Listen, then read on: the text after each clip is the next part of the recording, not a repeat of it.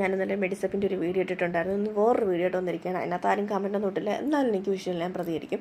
കാര്യം ഞാൻ എനിക്ക് വേണ്ടിയിട്ടോ അല്ലെങ്കിൽ എൻ്റെ വീട്ടുകാർക്ക് വേണ്ടിയിട്ടല്ല, നാട്ടിലുള്ള എല്ലാവർക്കും വേണ്ടിയിട്ടാണ് ഞാൻ പ്രതികരിക്കുന്നത്. കാര്യം എൻ്റെ അച്ഛൻ 75 വയസ്സുള്ള ആളാണ്. അതുപോലെ അച്ഛനെ പോലെ പ്രായമുള്ള ഒരുപാട് പേര് കട നടത്തുന്നവരുണ്ട്. ഇപ്പോൾ കടയ്ക്ക് ആർക്കും ലൈസൻസ് കിട്ടുന്നില്ല. അപ്പോൾ അച്ഛനൊരു 2 മാസമായിട്ട് ഇങ്ങനെ കോർപ്പറേഷൻ ഓഫീസ് ദിവസം കയറി ഇറങ്ങണം. അച്ഛൻ ഒരു കോർപ്പറേഷൻ ഓഫീസ് ജോലി കിട്ടിയെന്നുള്ളൊരു അവസ്ഥയിലാണ് അച്ഛൻ ഇപ്പോൾ നടക്കുന്നത്.